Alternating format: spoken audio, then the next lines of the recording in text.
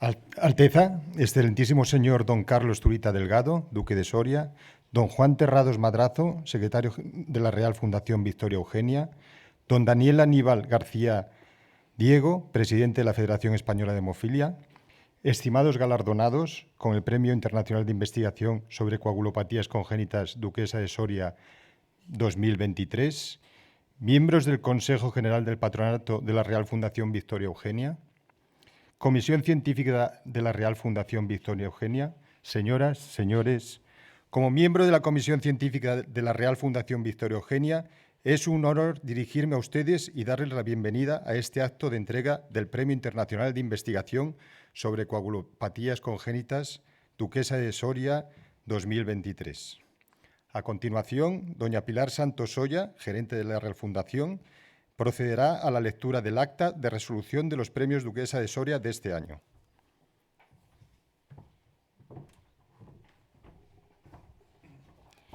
El jurado evaluador del Premio Internacional de Investigación sobre Coagulopatías Congénitas, compuesto por la doctora doña Nieves Alonso Escobar, médico especialista en la sección de hemostasia y trombosis del Servicio de Hematología y Hemoterapia del Hospital Universitario de Badajoz.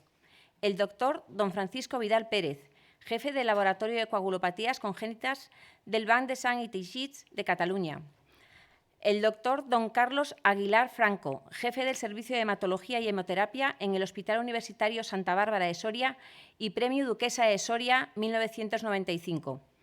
En virtud de los trabajos presentados a dicha convocatoria, este tribunal resuelve conceder premio al proyecto de investigación en medicina básica al doctor José María Bastida Bermejo, del Complejo Hospitalario de Salamanca, por su proyecto DeepTech aplicado al diagnóstico de trastornos hemorrágicos congénitos, identificación de nuevos mecanismos de enfermedad relacionados con la degradación de RNA, apoptosis y glicosilación. Premio al proyecto de investigación en medicina clínica a la doctora Nina Borràs Agustí, del Banc de Sang i Teixits de Barcelona, por su trabajo explorando la base molecular no resuelta de la hemofilia mediante la aplicación de la secuenciación long-read de tercera generación. Premio al proyecto de investigación multidisciplinar a doña Mar Villalón González, del Hospital Universitario de Murcia, por su trabajo, eficacia de una intervención de fisioterapia mediante restricción de flujo sanguíneo en la mejora de la fuerza muscular de pacientes con artropatía hemofílica de rodilla, estudio clínico aleatorio multicéntrico. Premio Internacional de Investigación sobre Coagulopatías Congénitas, Duquesa de Soria 2023, a la doctora Irene Corrales Insa, del Banc de Sang i Teixits de Barcelona, por su proyecto Desentrañando los mecanismos genéticos subyacentes en la hemofilia A grave. Análisis exhaustivo de grandes delaciones en el factor 8. Y para que así conste, a los efectos oportunos, se firma la presente acta en Madrid, 22 de noviembre de 2023.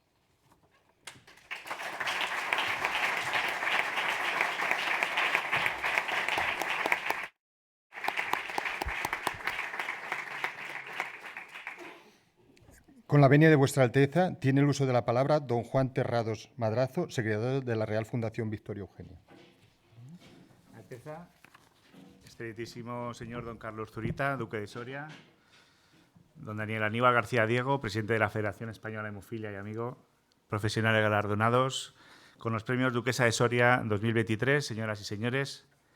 En primer lugar, quiero transmitirles las disculpas del presidente de la Real Fundación Victoria Eugenia, don David Silva Gómez, que hoy no ha podido acompañarnos como era su deseo. Como saben, hace unos meses nuestro presidente ha sido elegido miembro de la Junta Directiva de la Federación Mundial de Hemofilia y precisamente este fin de semana se celebra en Montreal una reunión de la misma para ultimar los detalles de temas organizativos para el Congreso Mundial de Hemofilia que se celebrará en Madrid del 21 al 24 de abril del año próximo. Un congreso que pondrá a nuestro país en el centro del mapa mundial de las coagulopatías congénitas durante varios meses. Un importante evento que llega en un momento clave de grandes cambios y expectativas en los nuevos tratamientos para las coagulopatías, especialmente para la hemofilia. Ya podemos decir que el futuro ha llegado gracias a la terapia génica. Recordaba hace unas semanas, durante la inauguración del 13º curso internacional de formación continuada en hemofilia y otras coagulopatías que organizamos anualmente, que en nuestra antigua sede había un cuadro con una portada de la revista Nueva Imagen del año 1980, revista precursora de la actual revista Fedemo. Una portada decía en la que un niño de aquí de Madrid, hemofílico, se preguntaba: ¿la pastilla para cuándo? Pues bien, esa pastilla seguramente no llegue nunca, porque ya tenemos aquí la terapia génica y ese es el camino que hay que seguir más acorde con la medicina del siglo XXI. Un ejemplo de esto son los trabajos que hoy se premian aquí y otros tantos que han quedado finalistas y que son igualmente ilusionantes por los resultados que muestran.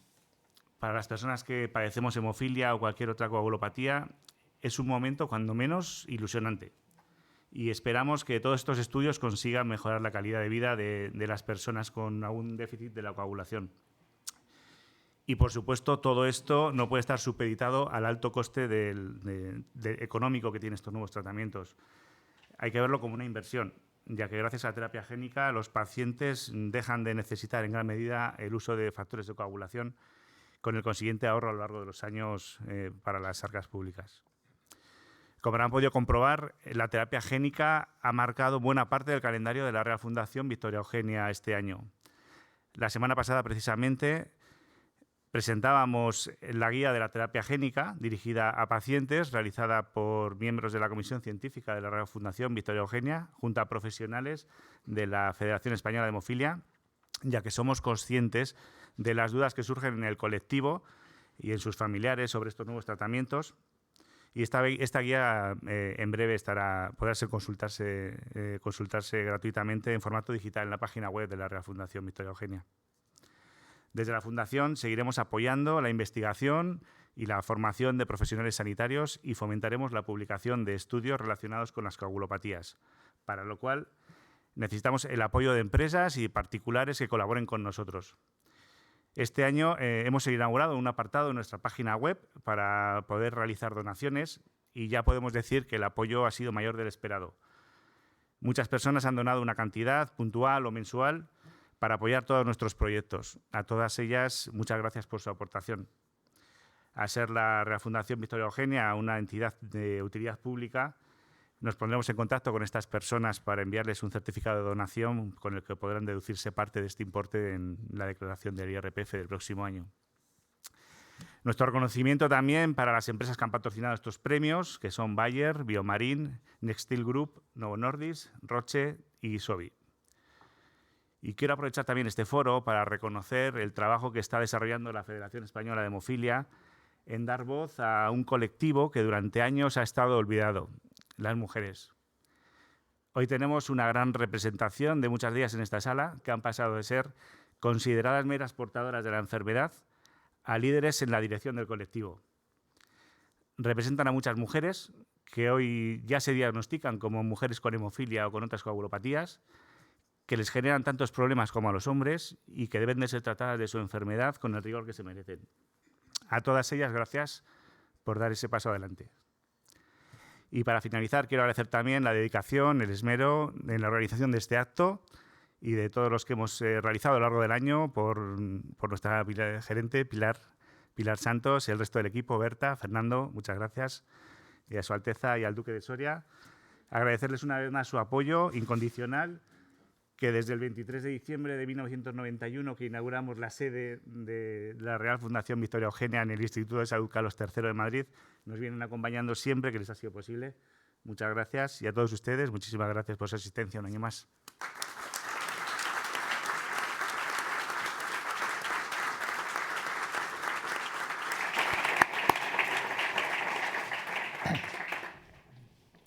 Con la venia de Vuestra Alteza, tiene el uso de la palabra don Daniel Aníbal García Diego, presidente de Fedemo.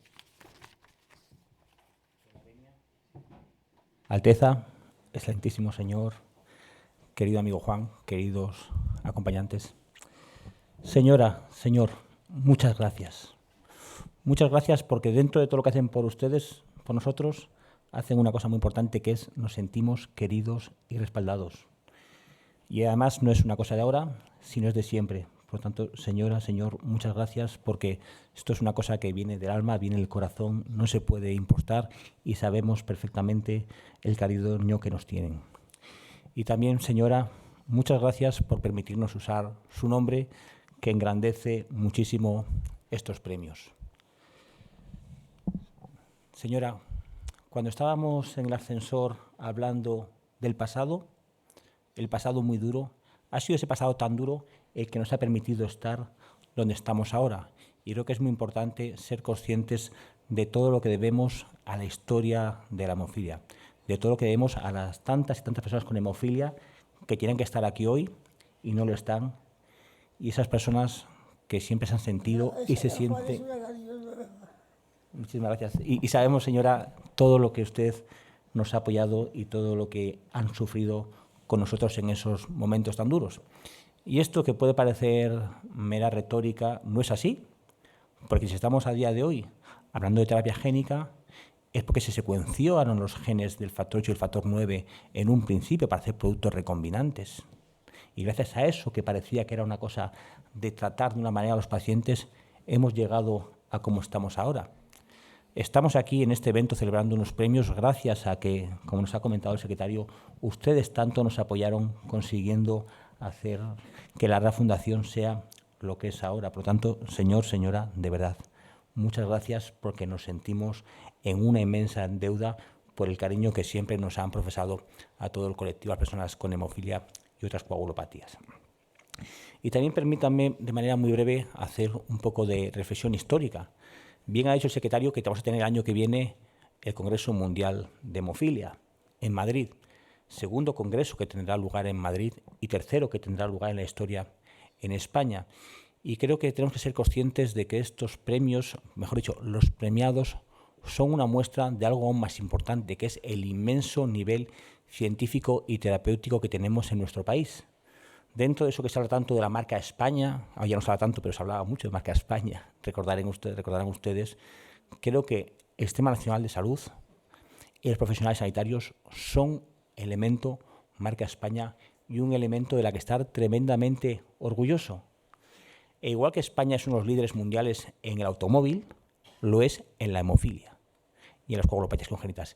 Y es para estar tremendamente orgullosos. Y nosotros, como FEDEMO y como Real Fundación Victoria Eugenia, nos encontramos muy orgullosos de poder hacer un poquito, de traer este Congreso Mundial a Madrid, a España, y de que durante unos cuantos meses España y Madrid sea la capital mundial de la hemofilia y las otras coagulopatías. Como no me quiero extender mucho más, permítame, señor y señora, que desde aquí les adelante que sería de un tremendo orgullo que nos pudiesen acompañar en el Congreso Mundial de Hemofilia que tendrá lugar el año que viene, si su agenda lo permite, y que sepan perfectamente cómo nos sentimos tremendamente queridos y apoyados. Muchas gracias.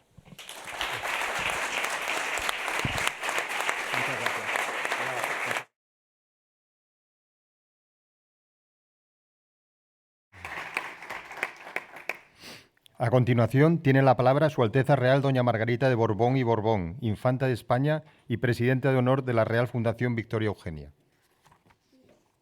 Sí. Claro que es posible, por lo tanto no voy a hablar.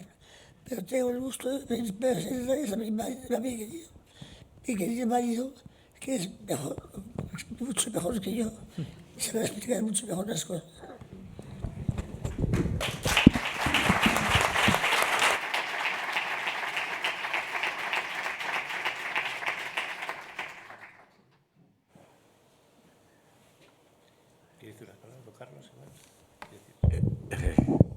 No, es que a la infanta le han recuperado las cuerdas y le cuesta mucho trabajo hablar. Yo, que estoy sordo, además lo entiendo muy mal. Pero, en fin, quiero decir en nombre lo que ella me ha encargado. Lo que ella me ha encargado que os diga. Hace muchísimos años que estamos juntos y hace muchísimos años que hemos sufrido mucho con todos vosotros. No se nos pueden olvidar todos los miembros de la Fundación que han fallecido en el transcurso del tiempo, que fueron muchísimos. Los hemos visitado a veces en el hospital, no tengo que deciros cómo sentimos todo lo que pasasteis. pero en la vida yo creo que, sobre todo a la altura de años que ya vivimos, no es lo que te toca, sino cómo te lo tomas, cómo lo superas, cómo tratas de seguir adelante. Y en eso sois un ejemplo. Que hoy además haya la posibilidad del tratamiento génico y de evitar todo lo que en definitiva afrontáis todavía con esa capacidad, con esa paciencia y con ese vigor, pues es todavía una puerta de esperanza inmensa, por caro que sea, porque puede, como has dicho, que sea caro de entrada, pero de salida no es caro. De salida va a permitir ahorrar mucho dinero y además mucho sufrimiento y muchas circunstancias que no son fáciles. Y eso ya no tiene precio. Que en este sentido vayan los premios de que otorgáis con el nombre de la infanta, tan cariñosamente como siempre y tan exageradamente como siempre, vayan por ese camino, pues es también una inmensa satisfacción, porque indica que estáis trabajando en lo que va a significar el inmenso avance dentro de vuestra enfermedad. Que sepáis que, no con las palabras que has dicho, Aníbal, que son excesivas, sino que modestamente estamos siempre a vuestro lado. Muchísimas gracias.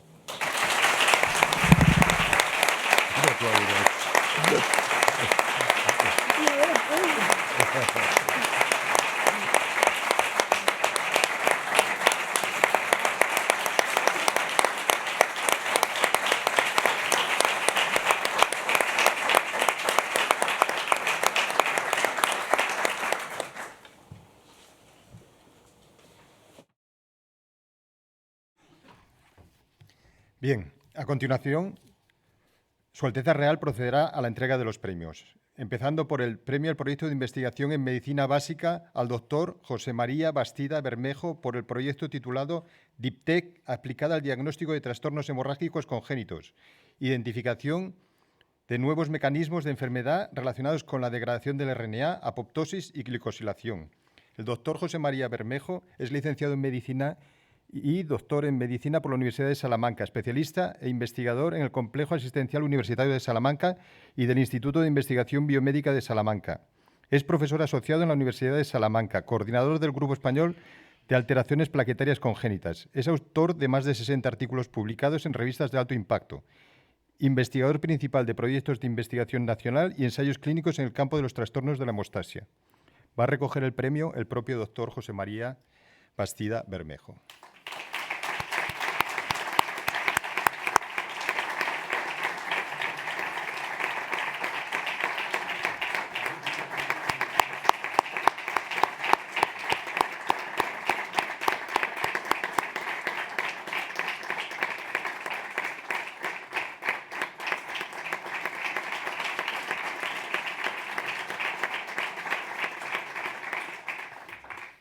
A continuación tiene la palabra el doctor Bastida, quien expondrá las líneas generales de su trabajo.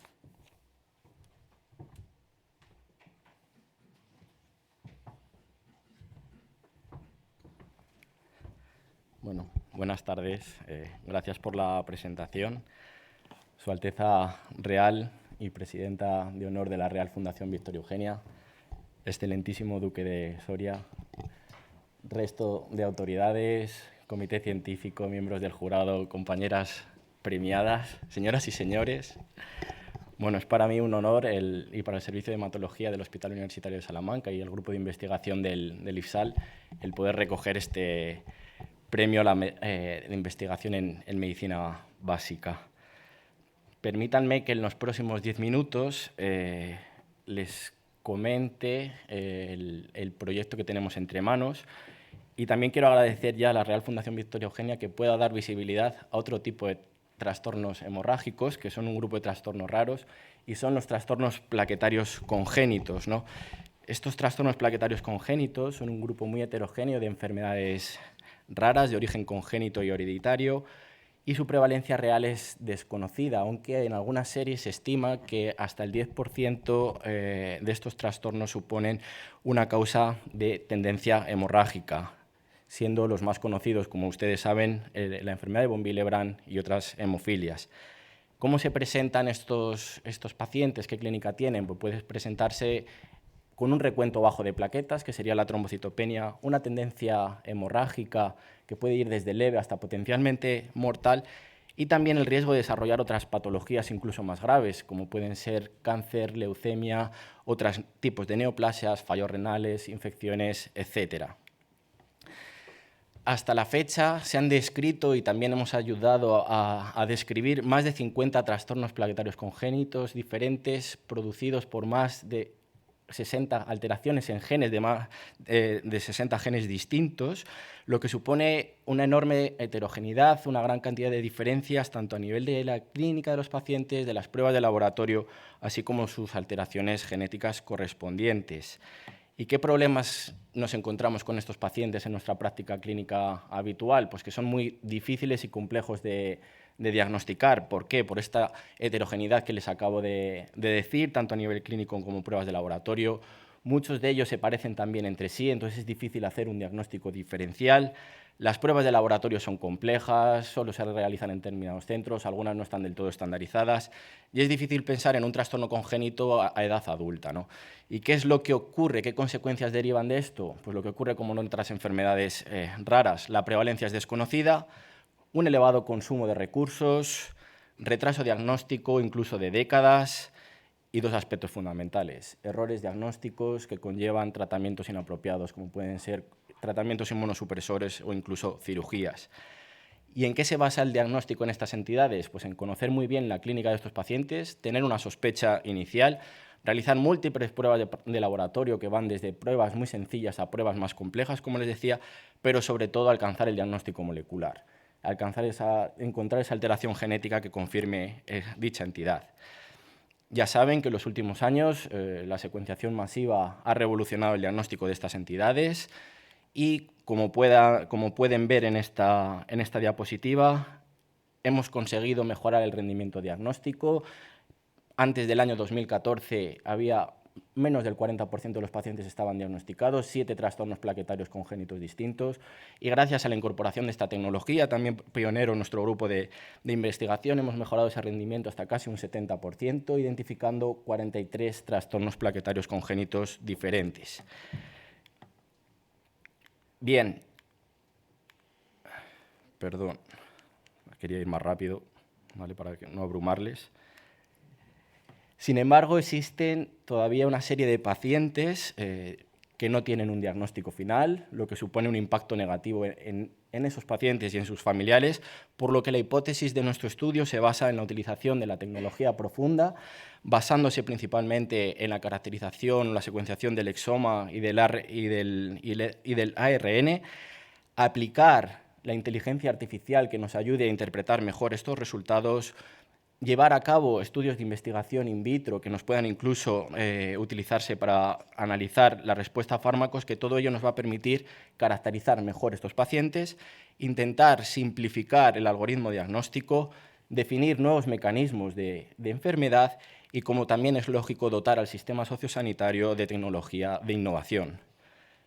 Por tanto, los objetivos del proyecto van encaminados a los siguientes. El principal va a ser nuevos mecanismos etiopatogénicos, nuevos mecanismos de enfermedad relacionados con los trastornos plaquetarios congénitos, utilizando las técnicas de secuenciación masiva, inteligencia artificial y de modelos celulares.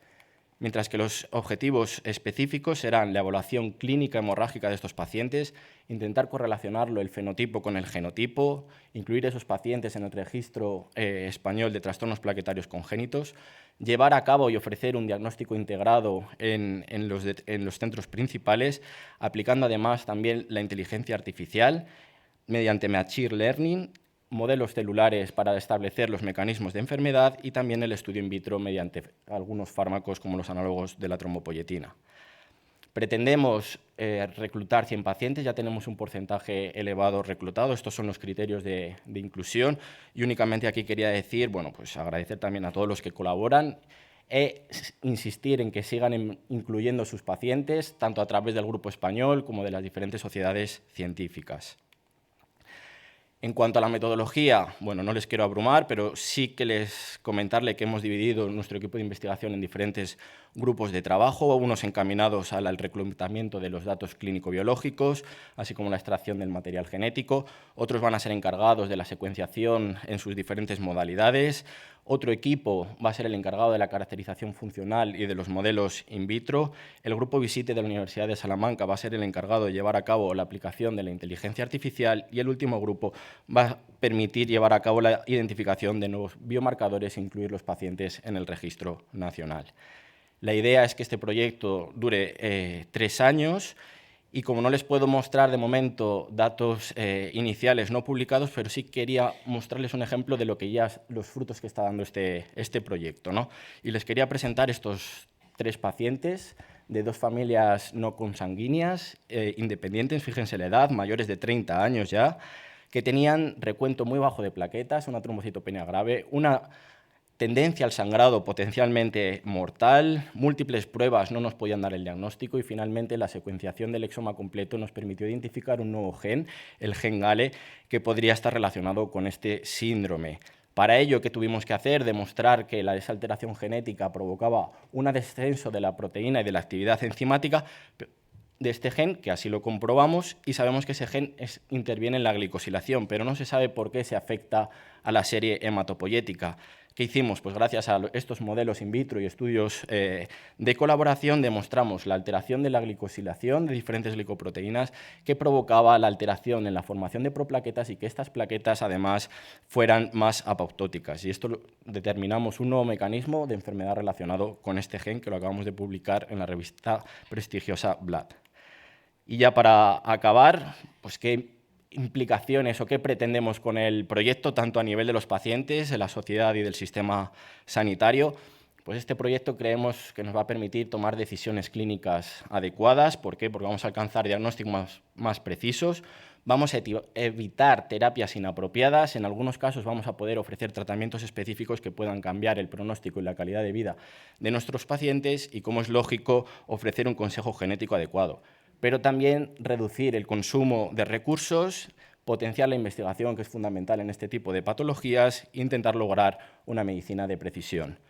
Y ya para acabar, de nuevo agradecer a la Fundación Victoria Eugenia la visibilidad de estos trastornos, a todo el grupo de investigación de Salamanca, que algunos estáis aquí hoy presentes, que me hace mucha ilusión, a todos los que colaboran y, como es lógico, a los pacientes y sus familiares. Muchas gracias.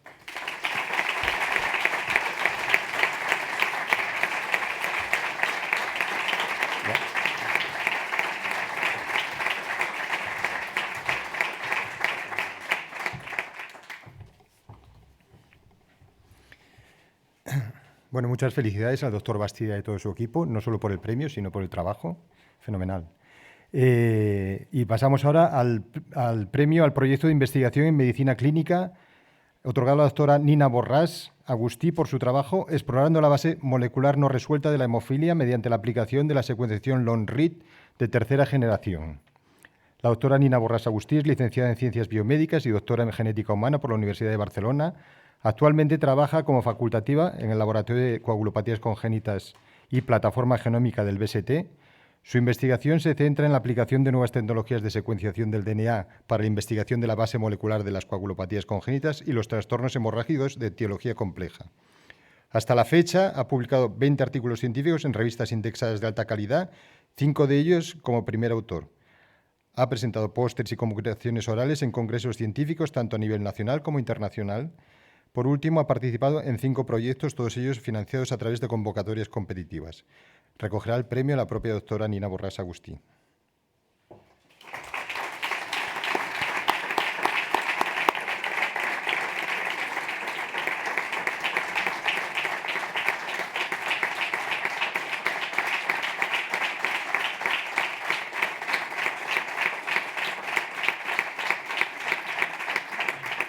Tiene la palabra la doctora Borràs, que dispondrá las líneas generales de su trabajo. Hola, buenas tardes. Hola, buenas tardes a todos. Y en primer lugar me gustaría agradecer a la Real Fundación Victoria Eugenia la concesión de este premio. En estos minutos vamos a dar una breve introducción de qué es la hemofilia que seguramente muchos de vosotros ya seguro que lo sabéis. El diagnóstico molecular de esta enfermedad, cómo se realiza, la implicación que puede tener la Third Generation Sequencing y, por último, expondré los objetivos del proyecto. Pues bien, la hemofilia A y B se caracteriza por una disminución o una ausencia de los niveles de factor 8 y factor 9, respectivamente. Ambas enfermedades tienen un patrón de herencia recesiva ligado al cromosoma X, por lo que los hombres son afectos y las mujeres suelen ser portadoras de la enfermedad. En función de los niveles de factor, se clasifican en grave, moderada o leve. Cuando tienen menos del 1% son graves, entre el 1 y el 5% son moderadas y del 5 al 40% de niveles de factor se clasifican como leves. La hemofilia A está causada por mutaciones en el gen del factor 8 que se localiza en el brazo largo del cromosoma X y que contiene un total de 26 exones. Por otro lado, la hemofilia B está causada por mutaciones en el gen del factor 9, que también está localizado en el cromosoma X y tiene un total de 8 exones. El diagnóstico molecular de estas enfermedades es muy importante, ya que nos permite confirmar la enfermedad identificando la mutación en los genes causantes de hemofilia. Asimismo, permite establecer el diagnóstico definitivo en los casos más difíciles, predecir el riesgo de desarrollar inhibidor, identificar a mujeres portadoras, así como proporcionar consejo genético y diagnóstico prenatal. Y por último, la identificación de la mutación es muy relevante para la inclusión de pacientes en ensayos clínicos, como por ejemplo el tratamiento con terapia génica. El algoritmo para el análisis genético de pacientes con hemofilia A y B incluye varias pruebas. En primer lugar, incluye pruebas de Long Range PCR o PCR convencional para la detección de las inversiones más comunes en el gen del factor 8. En esta imagen se muestra la prueba realizada para la detección de la inversión del intrón 22, que es la mutación más común en los pacientes con hemofilia A grave, ya que se identifica en un 50% de los casos. En la parte superior se simboliza la Long Range PCR que se lleva a cabo y nos permite observar un patrón de bandas que es diferente en los pacientes que son positivos para este tipo de mutación versus los que son negativos. En segundo lugar, se utilizan técnicas de secuenciación de Sanger o secuenciación mediante panel de genes basados en Next Generation Sequencing de lecturas cortas para la identificación de variantes puntuales en los genes del factor 8 y factor 9.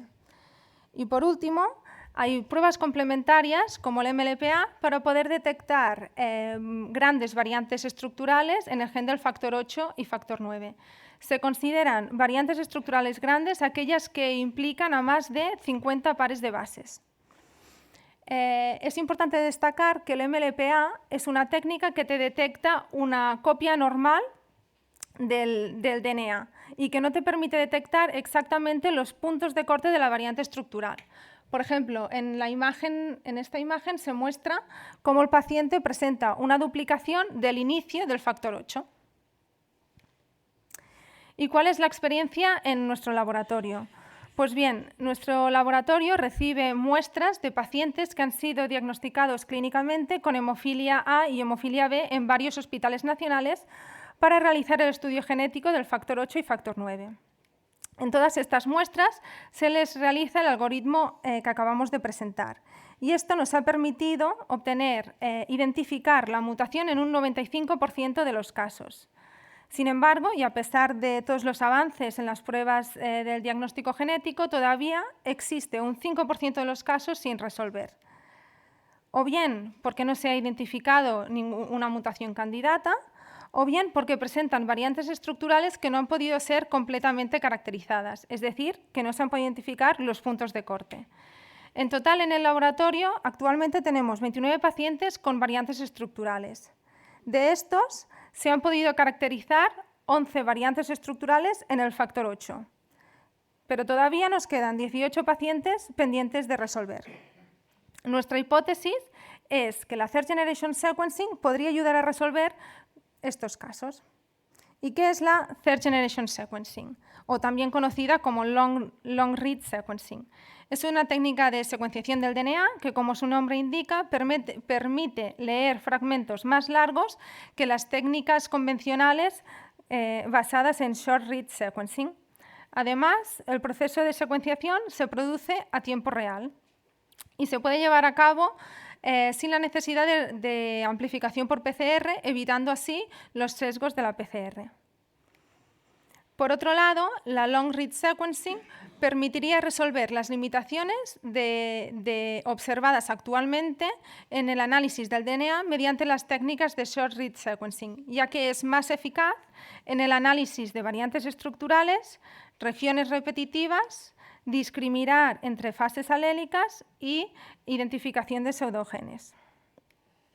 Actualmente hay 2 casas comerciales que están basadas en esta tecnología, pero hoy os voy a hablar de la casa comercial de Oxford Nanopore porque es la que tenemos disponible en el laboratorio. ¿Y cómo funciona? En este vídeo vemos el primer instrumento de la casa comercial, que es conocido como MinION y tiene el tamaño muy pequeño de un USB. En el aparato se introduce la muestra que se quiere analizar, ya sea DNA o RNA. Una vez introducida, nos tenemos que imaginar como una membrana llena de nanoporos, que son como agujeritos muy pequeños, y cada uno de estos será capaz de analizar una cadena simple de DNA. Una vez se introduce el DNA por el nanoporo, se producirá un cambio de corriente que es específico para cada nucleótido.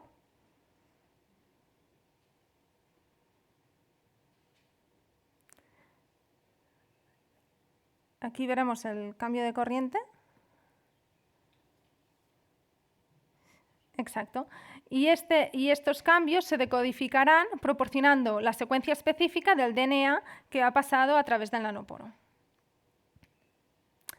Actualmente ya existen otros instrumentos disponibles que van aumentando en capacidad. Y los 2 primeros son los que tenemos disponibles en el laboratorio. Y en base a todos estos antecedentes nos propusimos el siguiente objetivo, que consiste en investigar la base genética de los pacientes con hemofilia cuyo defecto molecular no ha podido ser identificado mediante las técnicas convencionales, así como realizar una caracterización exhaustiva de las grandes variantes estructurales identificadas en pacientes con hemofilia, y todo ello utilizando la secuenciación de tercera generación mediante nanoporos. Además, este objetivo principal se divide en los siguientes objetivos específicos, que son diseñar y validar una estrategia para enriquecer la región de los genes del factor 8 y factor 9, la aplicación de la estrategia elegida basada en TGS para estudiar a los pacientes con hemofilia grave o moderada que no han podido ser resueltos genéticamente, la aplicación de la estrategia elegida basada en TGS para resolver los pacientes que tienen y caracterizar completamente las variantes estructurales complejas y, por último, valorar la extensión de esta tecnología para resolver otras coagulopatías congénitas. Esperamos que los resultados que vayamos obteniendo con el inicio de este proyecto nos permitan resolver la base de genética de los pacientes con hemofilia que no han podido ser completamente caracterizados a nivel molecular con las técnicas empleadas en la rutina diagnóstica. Ampliar el estudio genético a familiares mediante técnicas específicas. Facilitar una atención adecuada impulsando mejoras en la salud y en la calidad de vida de los pacientes. Y, por último, se pretende avanzar en la dirección de la búsqueda de una medicina personalizada. Muchas gracias a todos por vuestra atención y a los miembros del proyecto y a los familiares y pacientes.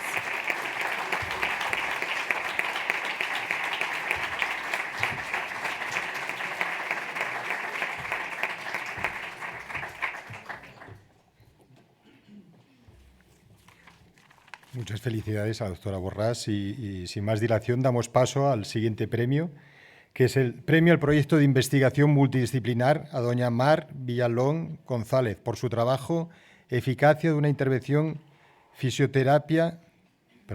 Eficacia de una intervención de fisioterapia mediante restricción de flujo sanguíneo en la mejora de la fuerza muscular de pacientes con artropatía hemofílica de rodilla. Estudio clínico aleatorio multicéntrico. Doña Mar Villalón González es fisioterapeuta por la Universidad de Murcia, máster en Fisioterapia del Deporte por la Universidad Católica de Murcia y desde septiembre de 2022 está realizando el doctorado en Salud, Discapacidad, Dependencia y Bienestar en la Universidad de Murcia. Es autora del artículo Artropatía hemofílica de rodilla y su asociación con el déficit de fuerza y activación muscular y el umbral de dolor a la presión, estudio de casos y controles, del cual se llevó a cabo una comunicación en la cumbre 2023 de la Federación Mundial de Hemofilia sobre Atención Integral, que tuvo lugar en Buenos Aires del 10 al 12 de mayo de 2023. Va a recoger el premio doña Mar Villalón González.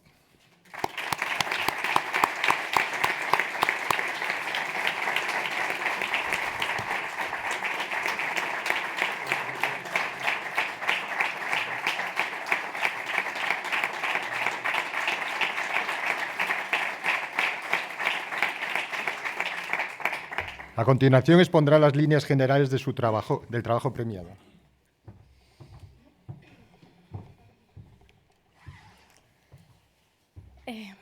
Buenas noches a todos.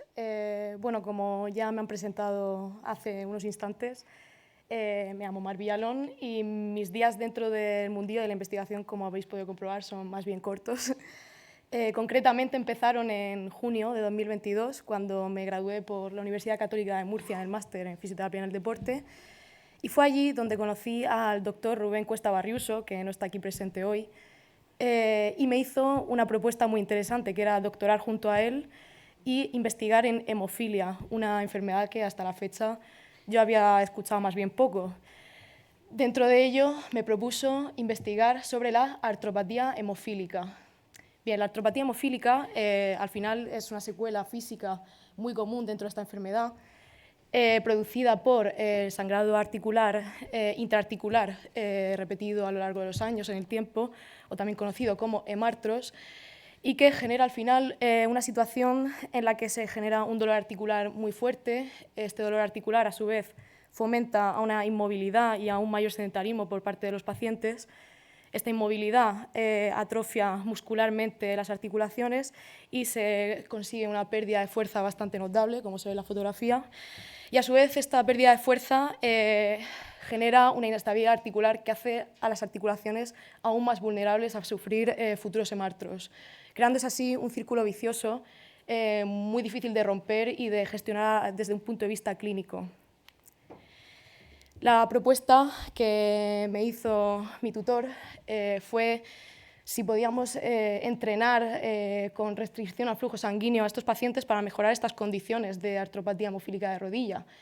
Esta es una técnica bastante común y famosa dentro del mundo de la fisioterapia deportiva y quisimos ponerla en práctica entonces en pacientes que tienen esta enfermedad.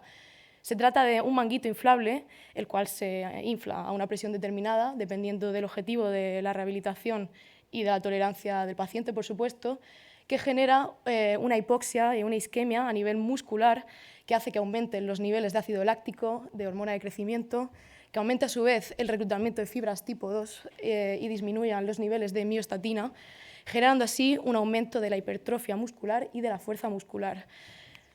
Esto lo convierte en una herramienta muy interesante, ya que se producen con esta herramienta una mejora en la fuerza y en la hipertrofia similares a las que se tendrían que hacer con pesos y con unas cargas muy elevadas.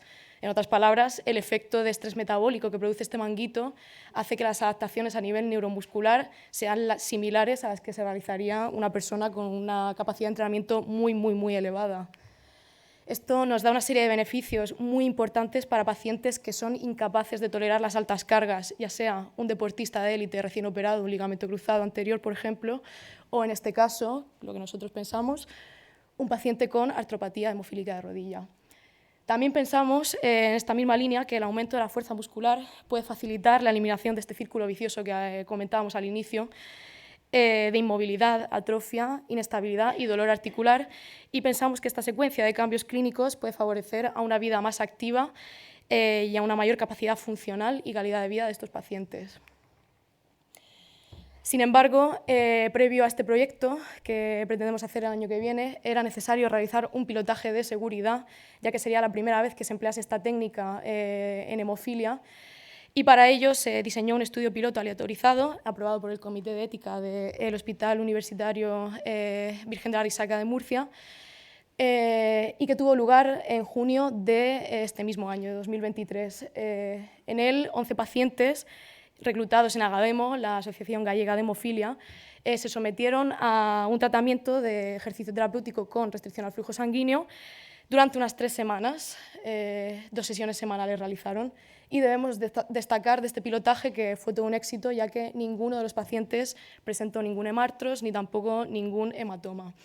Por lo tanto, en base a estos resultados de seguridad, planteamos el presente proyecto para intentar averiguar si con una mayor intensidad y magnitud de la intervención se podían conseguir estos resultados tan positivos que pensamos, y con un mayor tamaño muestral, por supuesto.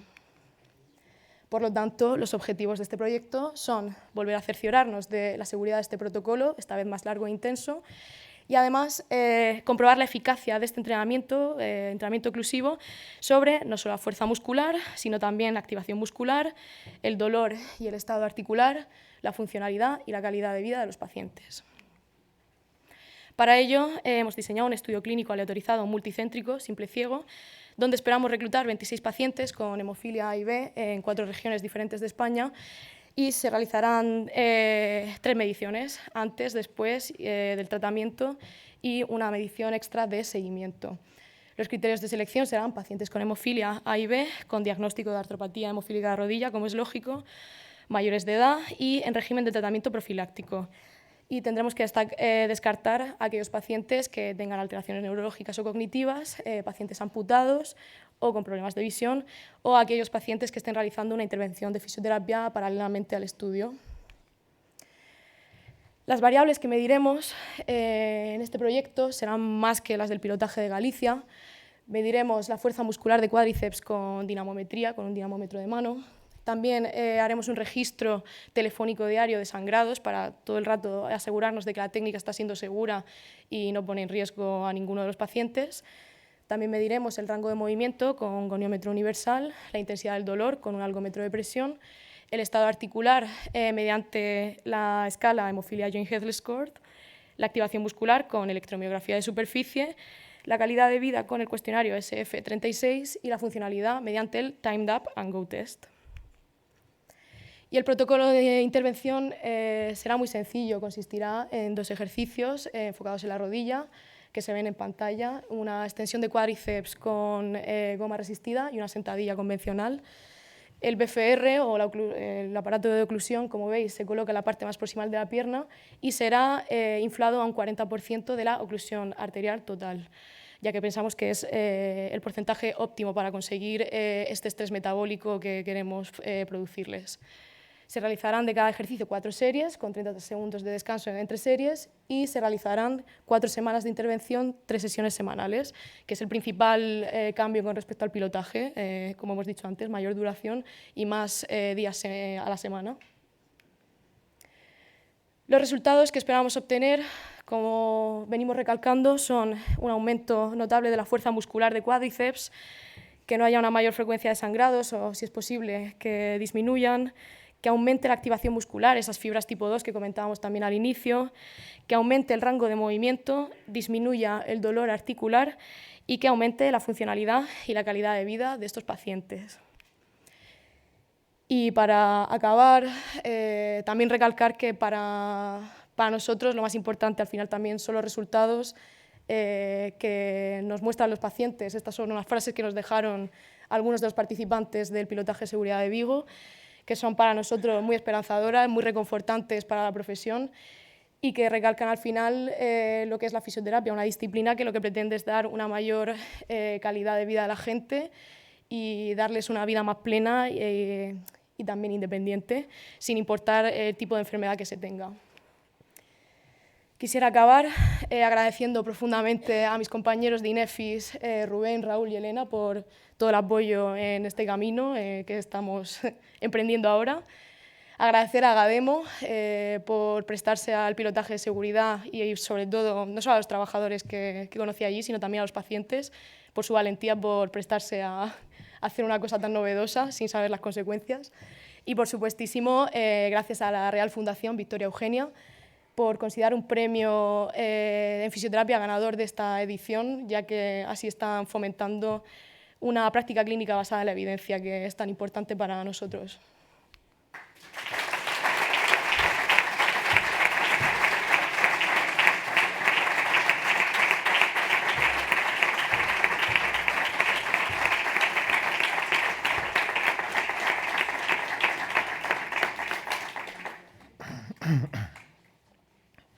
Bueno, muchas felicidades. No está mal empezar la carrera científica ganando un premio.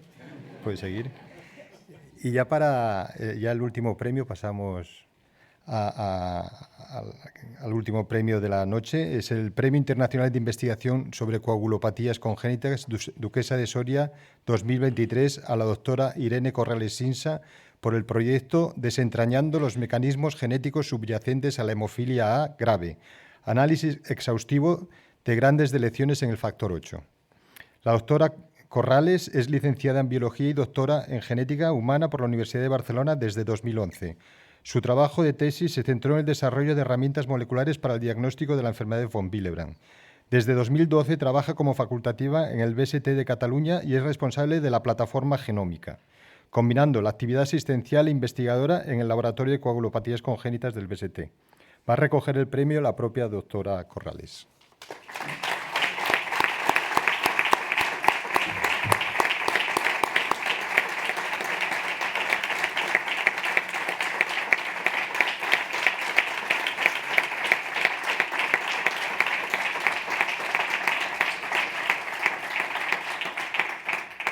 Tiene la palabra.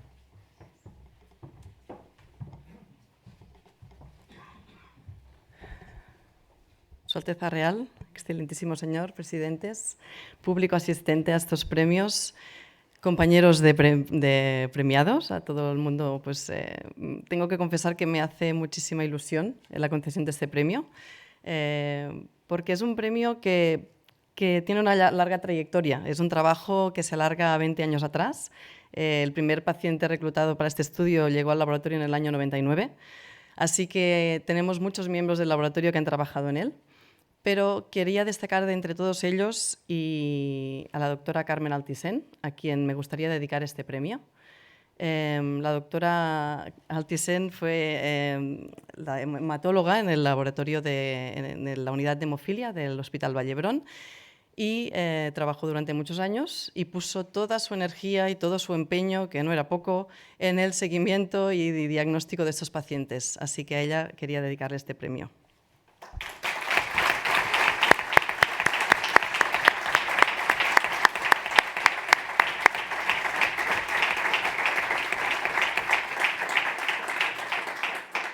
Gracias por el aplauso. Bien, las variantes estructurales son una fuente común de variabilidad y son el origen de muchas mutaciones que ya son conocidas. Si echamos un vistazo a la base de datos internacional de mutaciones en el factor 8, nos damos cuenta que son relativamente comunes eventos como las deleciones, las indels, las duplicaciones o las inserciones. Concretamente, las grandes deleciones suponen aproximadamente el 5% de estas variantes estructurales.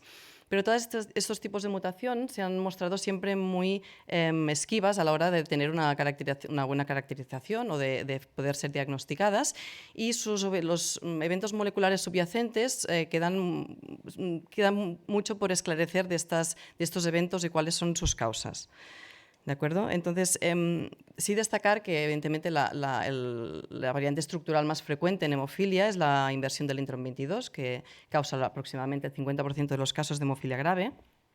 Y así es como se inicia el algoritmo diagnóstico de esta enfermedad. Lo primero es hacer esta amplificación, en la que nos permite, mediante esta PCR larga, identificar los pacientes que son portadores o que presentan esta variante estructural. Una vez descartada la presencia de inversiones, se procede a la secuenciación del gen del factor 8, ya sea por secuenciación tradicional de Sanger o ahora ya más recientemente mediante secuenciación de panel de genes, para identificar mutaciones puntuales que puedan explicar el fenotipo de los pacientes. tanto si en los casos en los que no se encuentra mutación puntual o en los casos en los que se sospecha que puede haber una variante estructural debido a que la imposibilidad de amplificar alguna de estas regiones en estos genes, tenemos las herramientas de lo que se llama el MLPA, que es una amplificación de sondas tras ligación múltiple, que nos ha presentado antes la doctora Borràs, que nos permite cuantificar la cantidad de cada una de las regiones del gen presentes en estos pacientes. Estas técnicas no estaban disponibles en las primeras muestras que llegaron, pero sí que cuando se desarrolló la tecnología ya se empezó a aplicar en la rutina del laboratorio. Bueno, pues como ejemplo, como lo hemos visto antes, aquí tenemos pues, un caso de un paciente que le falta un exón, ¿no? La sonda no se ha podido bridar, por tanto, tiene delecionado el exón 15, y aquí un paciente con una deleción múltiple de los exones del 2 al 10. Pues bien, mediante estas técnicas hemos sido capaces de identificar 29 reordenamientos genómicos, entre los cuales se incluyen una gran inserción, 3 duplicaciones o 20 grandes deleciones. Pues nuestro objetivo ha sido intentar caracterizar los puntos de corte exactos que se han producido en estos 20 casos con grandes deleciones para intentar comprender qué es lo que ha sucedido en estos casos y identificar los puntos de corte y si existe presencia de regiones repetitivas que pueden promover estas recombinaciones. Aquí presentamos las 20 familias que presentan mutaciones de grandes deleciones.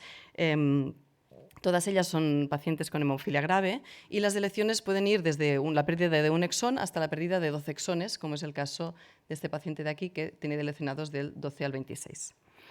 Pues bien, el estudio en profundidad de estos pacientes, ya sea porque se ha detectado por MLPA o porque somos incapaces de amplificar algunas de las regiones del gen, ya tenemos acotada cuál es la región de interés. Y entonces el siguiente paso es realizar lo que se llama el gene walking, que es una estrategia de diagnóstico molecular que lo que hace es probar diferentes combinaciones de primers hasta conseguir una amplificación de la región que contiene la deleción.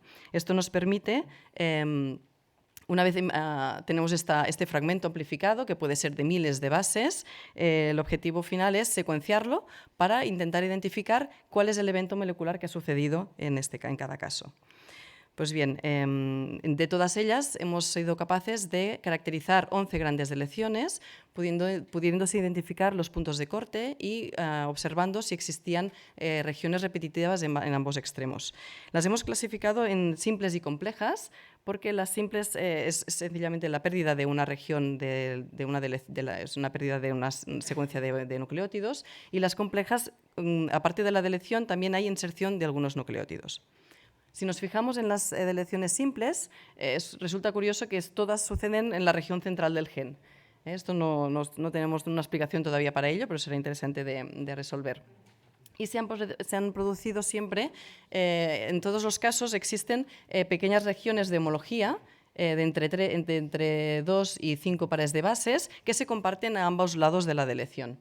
Estos reordenamientos han producido la pérdida pues, desde 525 pares de bases hasta más de 32 kilobases. Y lo que se entiende es que el mecanismo implicado será un desplazamiento de la cadena de replicación hacia adelante, que lo que hace es unirse a un fragmento que está más adelante, produciéndose la pérdida de todos los nucleótidos que hay en medio.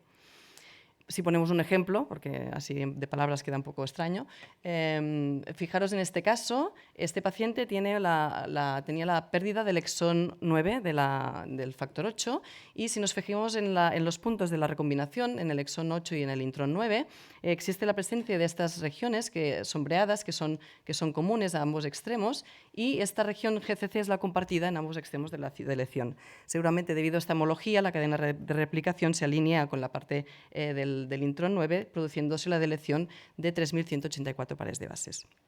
Aquí tenéis un mapa de la caracterización de todas estas deleciones simples, con todas las regiones, todas ellas presentan regiones en común, de pequeñas secuencias que se comparten en ambos extremos. Y si por otro lado nos fijamos en las complejas, pues se sitúan en las regiones más externas de los genes. En estos casos pueden haber varios mecanismos implicados. El más frecuente en estos casos concretamente se ha debido por recombinación entre secuencias repetitivas que se encuentran en el genoma. Estas secuencias repetitivas, que pueden ser de tipo line o de tipo ALO, se les llama retotransposones porque tienen un origen común en los retrovirus. Estos retotransposones son fragmentos de DNA que son replicables y son movibles a lo largo del genoma y aportan complejidad al genoma humano y también variabilidad. Pero también pueden ser una fuente de enfermedad si estos fragmentos se insertan en regiones codificantes para los genes o en regiones reguladoras.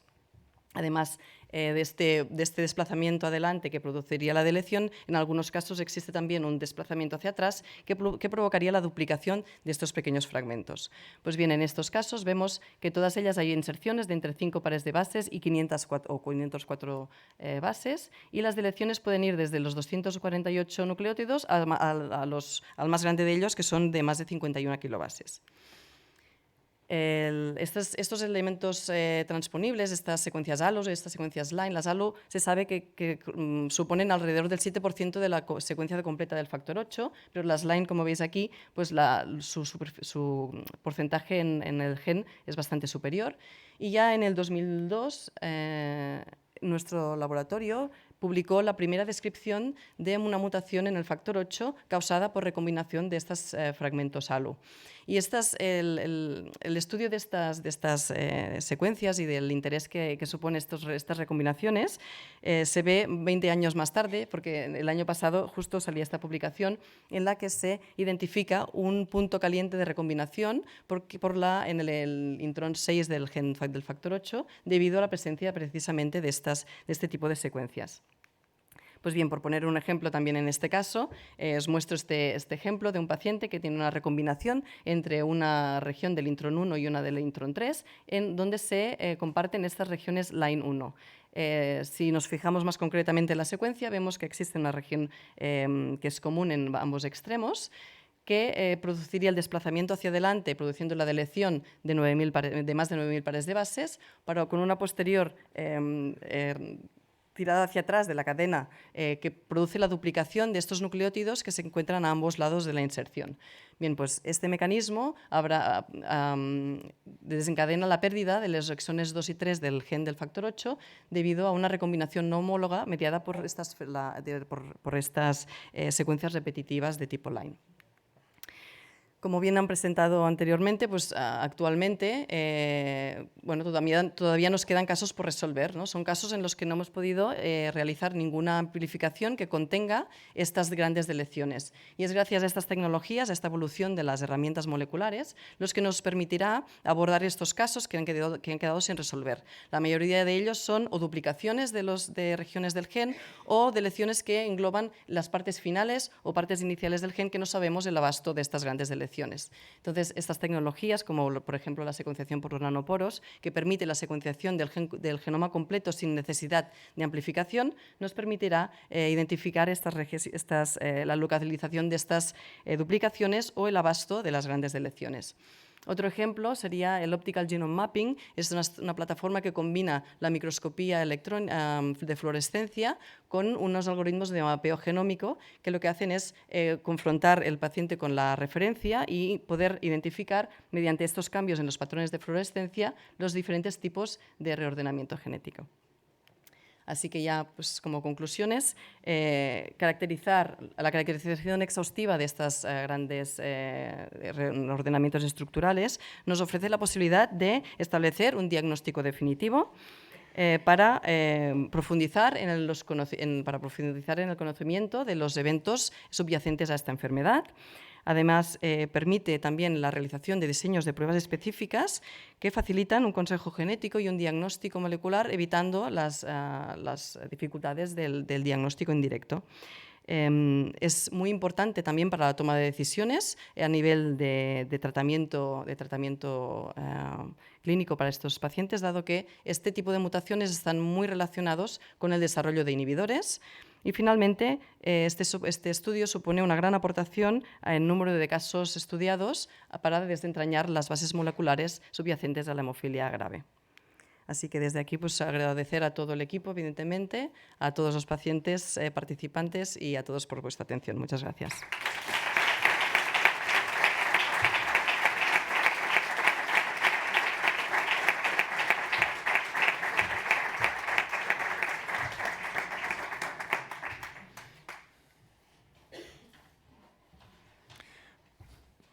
Bien, vamos llegando al final, como podéis ver.